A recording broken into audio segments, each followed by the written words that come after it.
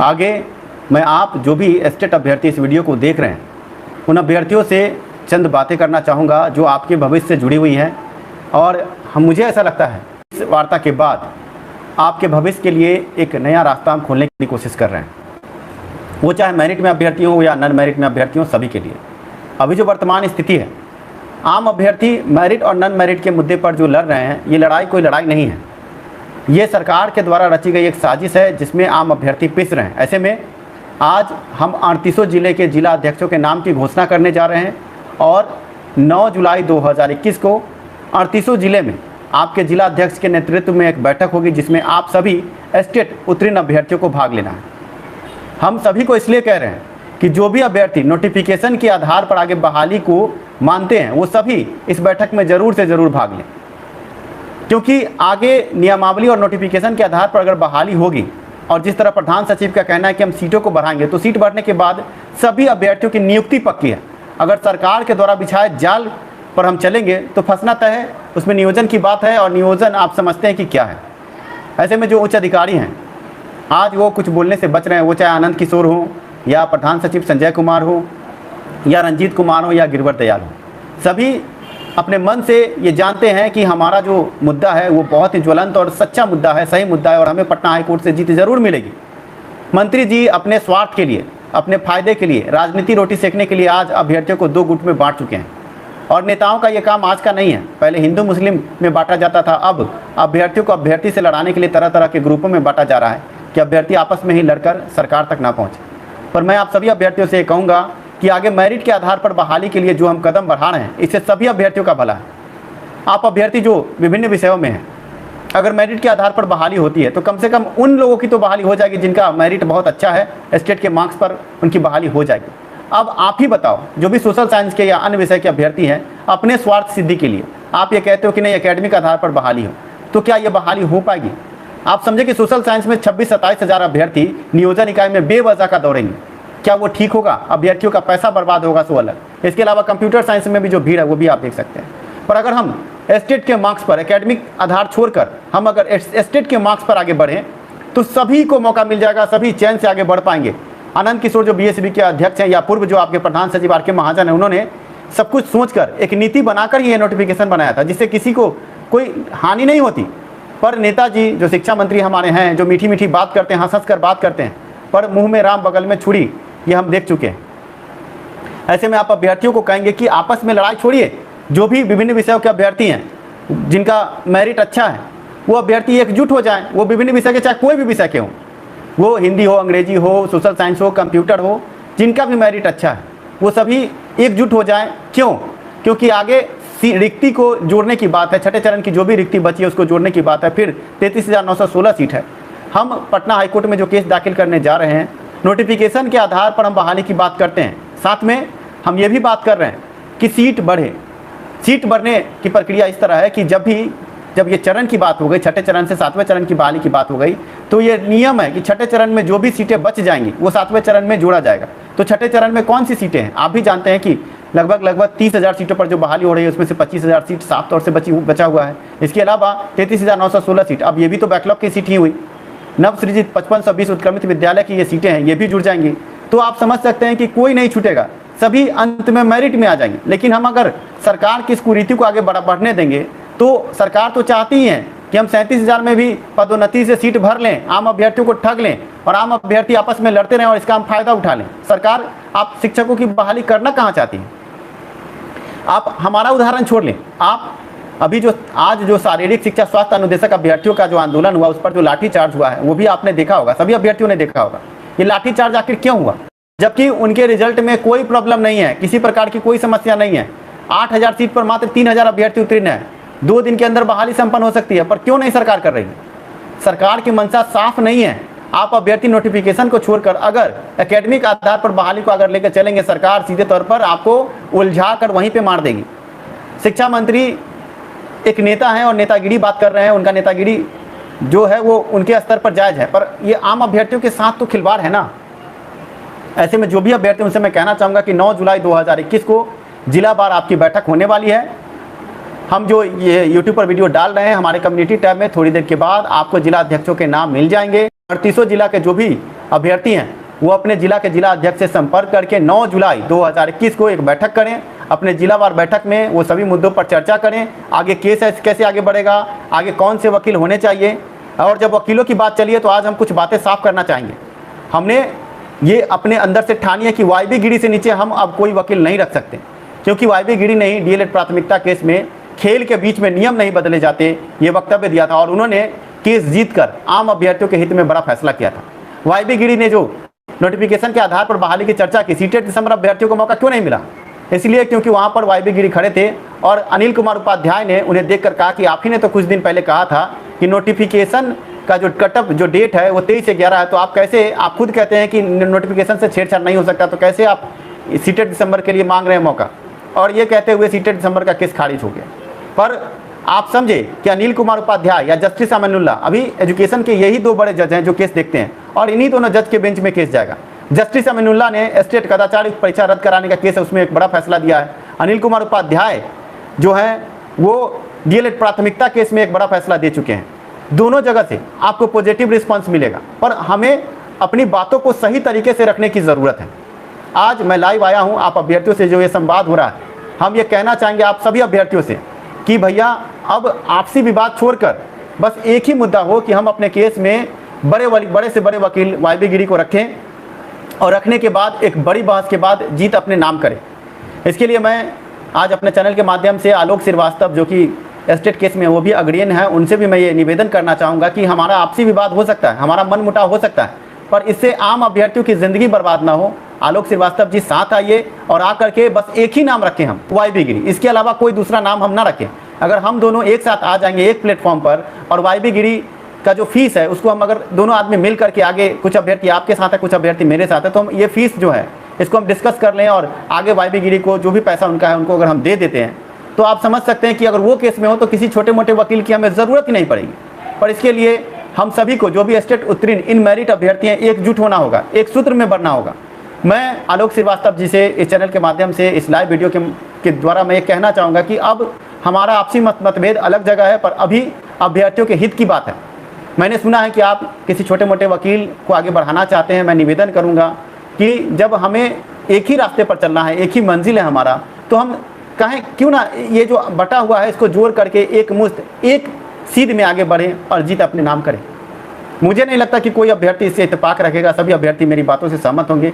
आगे मैं जो कह रहा हूँ कि वाईबी गिरी को हम अपने केस में रखना चाहते हैं वो आ सकते हैं, मैं भी प्रयास कर रहा हूँ। 38 जिले में 9 जुलाई को हमारी बैठक है, जो भी हमारे लोग हैं वो बैठक में सम्मिलित होंगे, जो भी इन मेरिट अभ्यर्थी हैं वहाँ से भी अभ्यर्थी बैठक करके अपना जो निर्णय देंगे, आगे किस तरह का आर्थिक योगदान होगा, शारीरिक योगदान होगा, उस पर चर्चा होगी।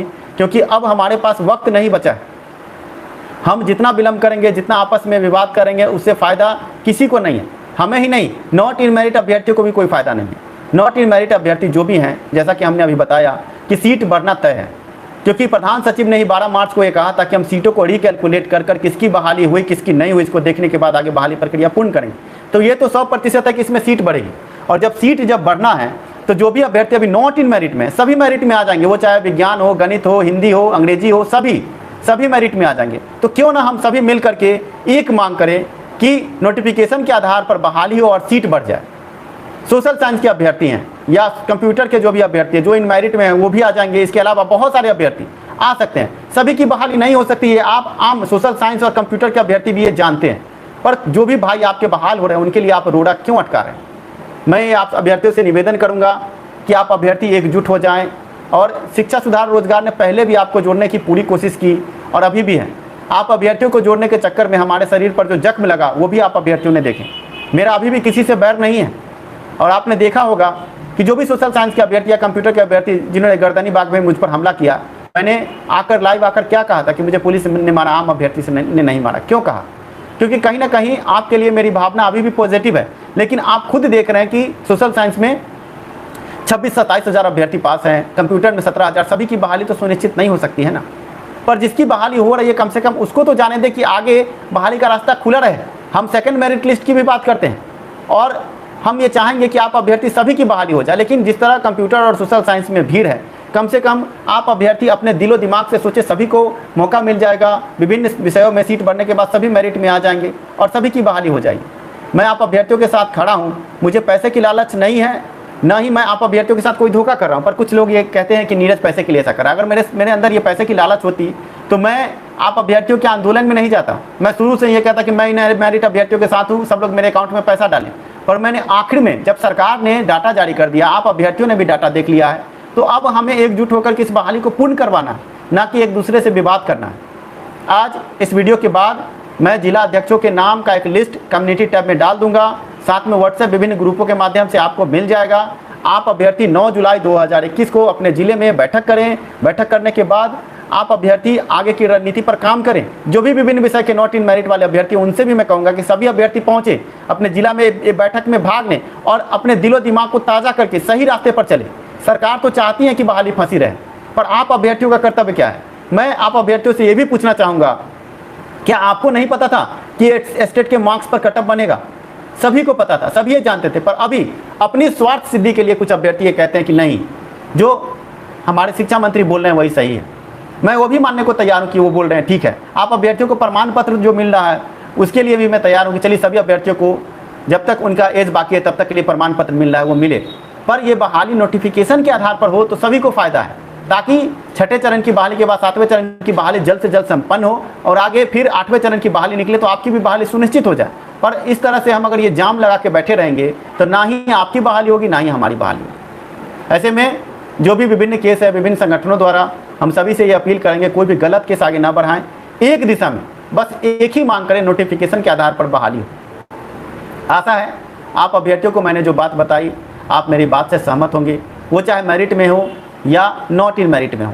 क्योंकि अभी जो हम स्थिति पैदा कर रहे हैं ये बेवजह की स्थिति है। ये यही होता है कि ट्रैफिक में जब आप खड़े होते हैं तो एक गाड़ी आगे बढ़ रही है और 4 गाड़ी आसपास से जाकर जाम लगा देती है। तो जाम जब लगता है तो जब तक पुलिस नहीं आती तब तक ये जाम छूटता नहीं है। पर यहाँ तो जो नेताजी हैं वही खुद जाम को बढ़ावा दे रहे हैं, वो खुद ऐसे बयान देते हैं जिससे आपस में आप जाम में फंसे रहें। जब ऐसी स्थिति आती है तो आप अभ्यर्थियों को ही खुद आगे बढ़कर इस जाम को ख़त्म करने के लिए एक सही दिशा में काम करना होगा, ना कि बस एक दूसरे से लड़ते रहना होगा। अभी जहाँ तक मुझे पता चला है कि सरकार अब पदोन्नति के माध्यम से इसमें कुछ सीट भरना चाहती है। इसके अलावा तरह तरह के कई फलसफे मुझे पता हुए हैं जो मैं आप अभ्यर्थियों से भी शेयर नहीं करूँगा, बाद में भविष्य में मैं कुछ बताऊँगा। पर अभी मैं आप अभ्यर्थियों से इस वीडियो के माध्यम से बस एक ही, जो भी मेरिट में है या नॉट इन मेरिट में है, सभी से मैं कहना चाहूँगा कि इस बहाली को पूर्ण होने दें। नोटिफिकेशन के आधार पर यह बहाली पूर्ण हो सकती है, लेकिन अब अगर आप एकेडमिक आधार पर जाएंगे तो आप समझ सकते हैं 26,000 27,000 अभ्यर्थी बेवजह के नियोजन इकाइयों में घूमेंगे, बेवजह का उनका पैसा बर्बाद होगा। नौकरी किसी की नहीं होगी, नौकरी अंत में उतना ही लोग का होगा जितना है सीट। बाकी सब लोग तो बेवजह का भीड़ में हिस्सा बनेंगे और बेवजह का पैसा बर्बाद करेंगे, भागेंगे, दौड़ेंगे। 2011-12 के सोशल साइंस के अभ्यर्थी अभी तक बैठे हैं। आशा करता हूं कि मैंने जो अभी आपको जानकारी दी उससे आप संतुष्ट हुए होंगे और आगे जो 9 जुलाई 2021 को आपकी बैठक है उसमें आप ज़रूर भाग लेंगे और अपनी लड़ाई को सही दिशा में आगे ले जाएंगे।